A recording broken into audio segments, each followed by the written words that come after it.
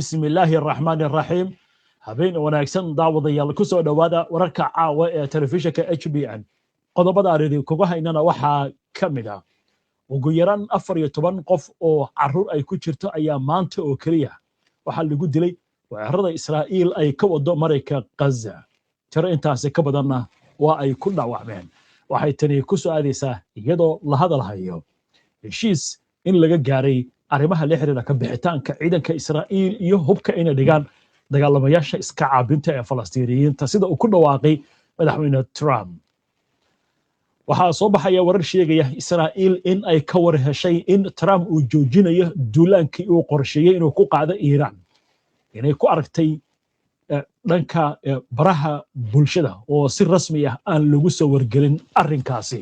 Sacuudiga ayaa la sheegayaa in qayb uu ka ahaa sida hadalka loo dhigay Trump inuu joojiyo weeraradaasi iyadoo tanna ay ugu wacan tahay cabsi laga qabo jawaab culus oo Iiraan ay ka bixiso haddii la weeraro laakiin imaaraadka carabta ayaa waxa la sheegayaa inay ku riixayeen Trump weerarka in la bilaabo sidoo kale barnaamijka waxaynu ku eegaynaa dab xoogan ayaa lagu soo warramayaa inuu ka bilowday Greek sidoo kale dab kale ayaa laga soo warinayaa Turkiga iyo Israa'iil dhammaan wararkan iyo qodobo kale iyo falaqayntii iyo wixii warah ee soo dhaca intaynu hawada ku jirno ayaan idinkugu soo gudbinaynaa barnaamijka wararka caawa maxamed cadde oo wararkan isku soo duway ayaa inoogu bilaabaya qodobada wararka kuwooda ugu doorka roon maxamed ugu yaraan 14 Falastiiniyiin ay ku jiraan 3 caruur iyo ilmo 6 bilood uurka ku jiray ayaa lagu dilay weerar Israa'iiliyiintu ay qaadeen dad kalena waa ku dhaawacmeen kadib markii la duqeeyay deegaamadii ay ka deganayeen marinka Gaza weerarkaasi ayaa wuxuu qayb ka yahay xadgudubyada Israa'iil ay xabad joojinta sida joogtada ugu sameeyso soo bilaabatay Oktoobar 10keedii 2025 labadii maalmood ee ugu dambeysay dowladda Mareykanka madaxweynaheeda Donald Trump iyo golaha nabadda ayaa ku dhawaaqay qariidad laga meel marinayo wajiga labaad marinka Gaza weeraradan ugu dambeeya diyaarad drone oo Israa'iil leedahay ayaa 2 Falastiiniyiin lagu dilay mid kalena oo caruurana waa ku dhaawacmay 8 kalena waxaa soo gaaray dhaawacyo halkan ku celiyo weerarkii ugu dambeeyay Israa'iil diyaaradda drone-ka 2 qof ayaa lagu dilay oo mid ka mid yahay caruur 8 kalena waa ku dhaawacantay oo ay caruur ku jiraan waxaa la duqeeyay oo la dhacay madaafiicda goobta teendooyin ay deganayeen dad barakacyaal ay ku yaala magaalada Gaza sida laga soo xigtay ilaha caafimaadka mid ka mid ah dadka barakacyaasha qaar badan oo ka mid ah dadka barakacyaasha ayaa ku nool teendooyin maadaama guryahoodii ay dagaal ku burbureen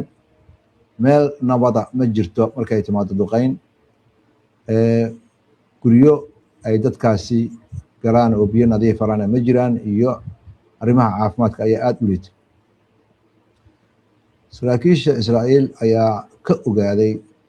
baraha bulshada madaxweynaha waddanka Mareykanka Donald Trump in uu baajiyay weerarkii uu qorsheeyay inuu Iiraan ku qaado wuxuuna ku daawacay bartiisa Truth Social sida lagu sheegay janaalka 12aad Trump ayaa sheegay in uu baajiyay weerar weyn oo uu ku qaadi lahaa Iiraan kadib markii loo xaqiijiyay in Iiraan iyo wadamo badan oo bariga dhexe in laga shaqeynayo heshiis dib loogu furayo marinka Hormuz laguna soo afjarayo khatarta ka soo food leh nuclearka waddanka Iiraan in la gaaray wuxuuna intaas ku daray Israa'iil heshiiskan ayadana waxbay ka ogtahay taliska dhexe ee waddanka Mareykanka ayaan loogu wargelin xilliga weerarka la qaadayo sida warbaahinta Israa'iil ay sheegayso amiirka leh dhaxalka boqortooyada Saudi Arabia Mohammed bin Salman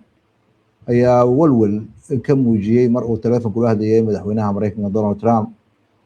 qorshayaasha la sheegay in uu Mareykanku rabo dagaal weyn inuu ku qaado waddanka Iiraan sida laga soo xiganayo logga internetka Axios liiraada Mareykanka laga leeyahay saraakiil arrimahan wax ka og ayaa arrintaasi ka hadlay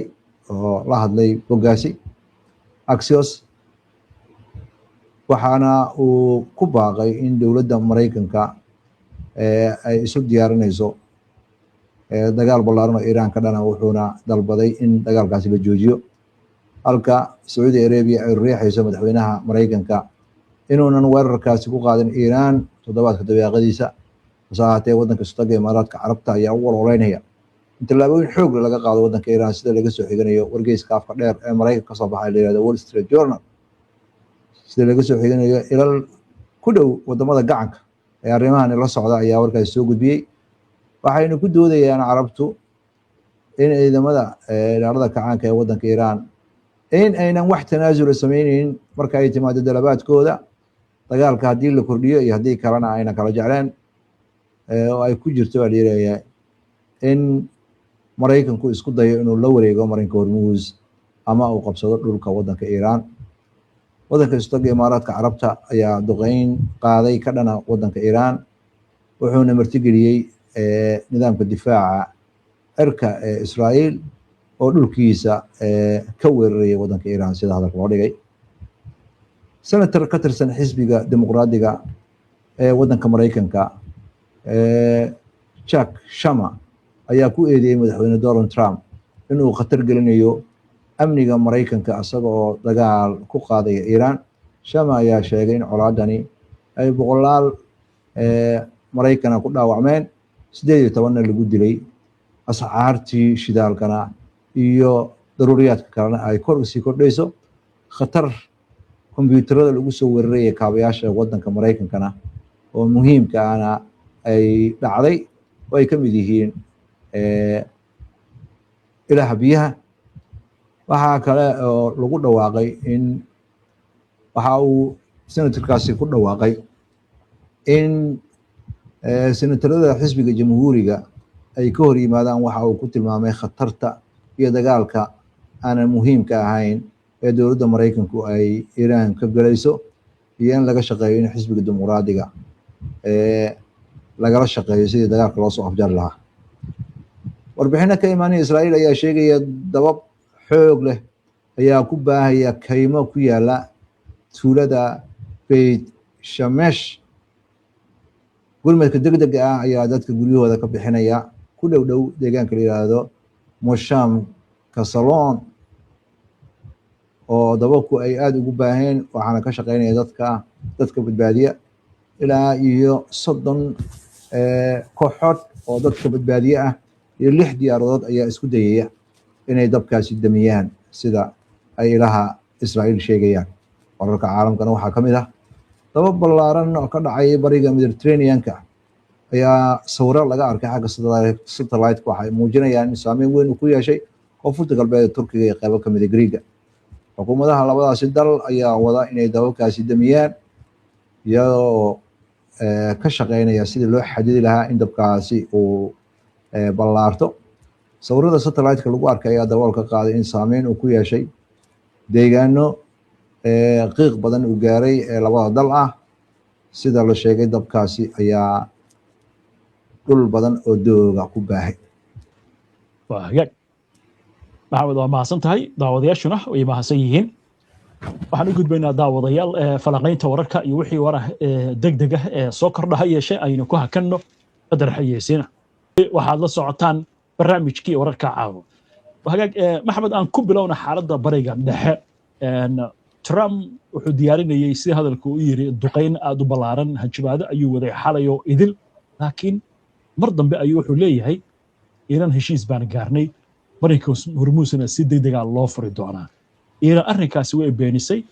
ana ay sheegtay marinka inuu xiran yahay laba markabna ay ka celiyeen saacadihii la soo dhaafay hanjabaadaha Trump waxay ku tilmaameen inay yihiin kuwo si dhiirigelinaya inay feejignaan iyo heegan sii galaan maxaa ka cusub arrimahani amiirka leh dhaxalka boqortooyada Saudi Arabia amiir Mohammed bin Salman ayaa telefoon kula hadlay madaxweyne Trump wuxuuna ku riixay inuu xaqiiqsado in xasiloonida bariga dhexe ay muhiim tahay sida lafagure waddanka Sacuudiga u dhashay yiraahdo Cabdulaziz Al-Gasheni oo hadalku dhigayo waxay la tahay uu yiri shaki weyn ayaa waxa uu ka jiraa in xabad joojin la gaari karayo wadamada gacanka maxad ay leeyihiin oo arrimaha caalamka ah ayuu ninkani ka tirsan yahay. wuxuuna sheegay Saudi Arabia waxay u badan tahay inay isku dayeyso in ay joojiso weerarada ay isweydaarsanayaan Iiraan iyo Maraykanka. waxaa kale uu sheegay in tallaabadaasi ay tahay isku day ah in wadamada gobolka uu Saudi Arabia horseed ka tahay ay rabaan dagaalkan hoos loo dhigo. waxay la tahay uu leeyahay Saudi Arabia madaxdeeda inay ogsoon yihiin in fursadda dagaal ugu ballaaran karo inay jirto, waxayna rabaan inay dagaalkaasi joojiyaan iyo inuu faraha ka baxo. sababtoo ah Saudi Arabia waxay rabtaa inay dagaalkani xakamayso amniga iyo gacanka arrimihiisana ay ayada horseed ka noqoto. dowladda Saudi Arabia waxay ogsoon tahay madaxweynaha Maraykanka hadaladiisa inay isdhaafayaan, sida khabiirkan hadal ku dhigayo. waxayna isku dayeysaa in ay la hadasho madaxweynaha Maraykanka, waxayna dirtay wafdi uu hogaaminayo wasiirka gaashaandhigga Amir Khalid bin Salman oo la kulmi doona mas-uuliyiinta sarsare ee waddankaasi uu Trump ka mid yahay. waa gartay, waa yahay. gudaha Maraykanka waxaa leeyahay colaadan iyadaaba laga dareemayaaba durbaba, haddii ay sii badatana waa kasii daraysaa. maxaa loola jeedaa? Paul Musgrave oo professor ka tirsan jaamacadda Georgetown ayaa aaminsan in ay degdeg tahay in la rajeeyo in dagaalka lasoo afjari karayo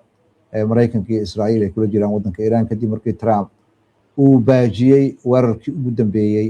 ee uu ku qaadi lahaa Iiraan. waxaa laga yaabaa in hadda loo dhaqaaqayo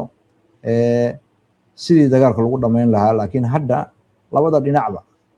waxaad moodaa inay isu xidhxidhanayaan. waa siduu hadalku dhigay. wuxuuna sheegay in isu xidhxidhadaasi ay tahay bayaanada ay soo saarayaan labada dhinacba inuu kulul yahay. Musgrave ayaa sheegay maamulka Maraykanka hadda waxa uu bilaabay inuu si toos u arko saameynta ka dhalata colaadda, oo ah in ascaartii shidaalka waddanka Maraykanka uu kacayo, ama gaas ha noqoto ama shidaal ha noqoto. waxaa jira warar la isla dhexmariyo oo sheegaya in weeraro Maraykanka gudihiisa lagu soo qaaday oo Iiraan inay ka dambeysa lagu eedeynayo, oo kaabayaal muhiima oo lafdhabar ah lala beegsaday, taasoo dagaalkii bariga dhexe ka socday hadda keentay in waddanka Maraykanka dhexdiisa uu soo gaaro. madaxweynaha Maraykanka iyo xukuumadda Iiraan labada way ogsoon yihiin in xilli doorasho lagu jiro, saacadda doorashadan ay socoto, iyadoo Israa'iil iyo Maraykanku ay doorasho qabanayaan Oktoobar iyo November. waxaadna moodaa in waqtiga lagu jiro uu xasaasi yahay. waa gartay. haddii sida hadalka loo dhigay Sacuudiga iyo wadamada kale ee gobolku arrintan ay yiraahdeen dib ha loo dhigo weerarka, walow laakiin qobarada Maraykanka qaar badan oo ka mid ah leeyihiin arrinta Trump hanjabaad u bay ahayd iyo cagajuglayn, Maraykanku dagaal maba ka bixi karaba sababo la xiriira hubkii oo ka dhammaanaya, nidaamyada difaaca sidoo kale oo la leeyahay waxaa laga soo raray in badan oo ka mid ah xitaa Ciraaq. colaadan markaa weli ma taagan tahay mise waa laga gudbay oo diblomaasiyadda way shaqayn kartaa? Iiraan sida khabiirada hadalku u dhigayaan dagaal ayay diyaar u tahay. Maraykankana uma ogolaanayso inuu gobolka bariga dhexe kusii sugnaado. dalabaadkeeda waxaa ka mid ah ay wada hadallada ku gelayso oo shuruudaha ah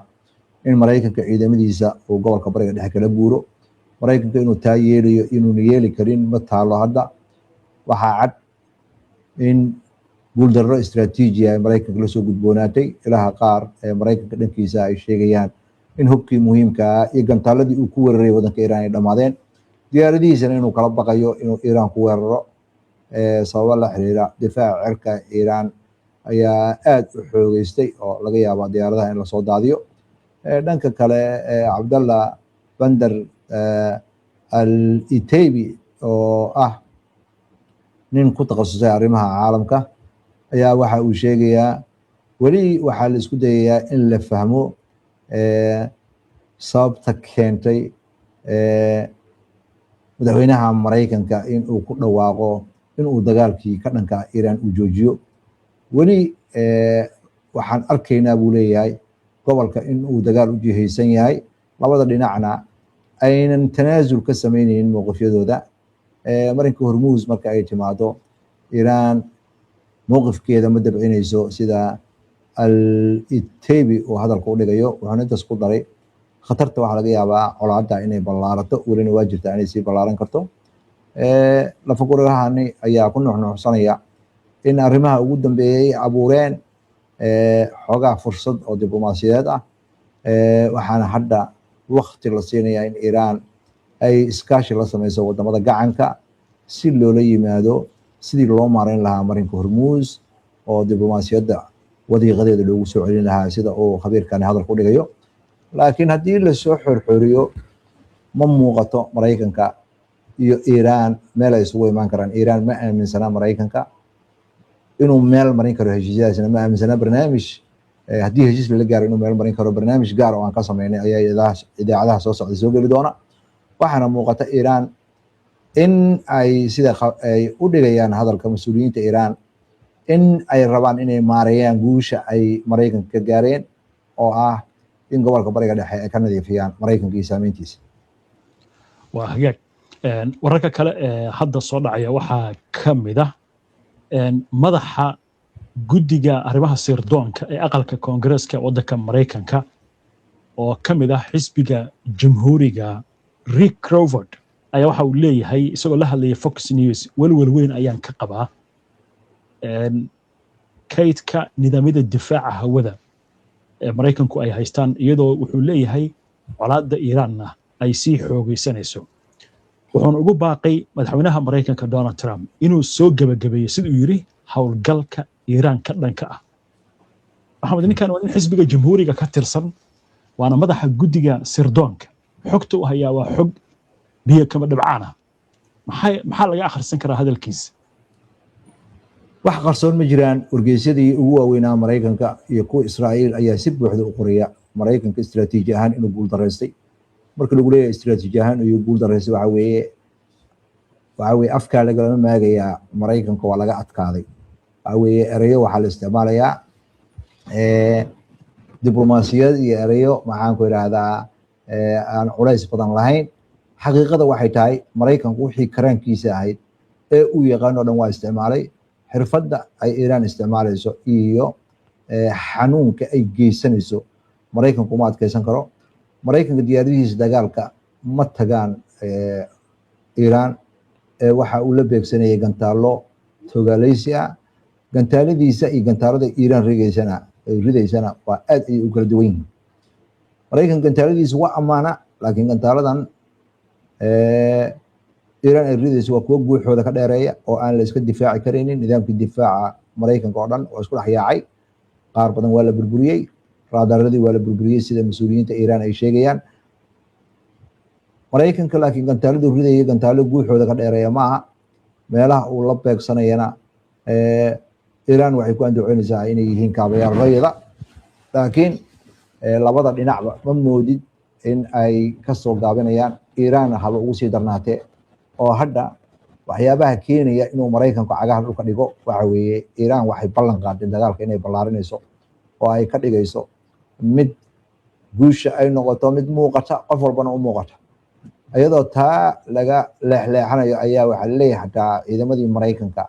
ayaana xataa lagu weergelin inay weerar qaadayaan. xabajoojintaana waa mid alla kubada ma aha mid ku talagal ah sida hadalka loo dhigay. Iiraan markii ay jeedisay wixii ka dambeeyey Maraykanku hadduu weerar soo qaado,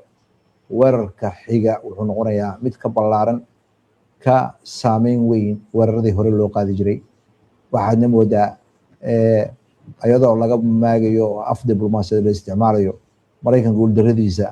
in hadda ay banaanka taalo. waa tahay maxamed, aad baad u mahadsan tahay. daawadayaashana way mahadsan yihiin. inta ayaan kusoo gabagabeynaynaa barnaamijka. daawada si aad ula socoto wararka, barnaamijyada iyo macluumaadka aynu soo gudbino. haddii aad ku cusub tahay baraheena bulshada ama horay aadan ugu xirnayn, hadda ku soo biir.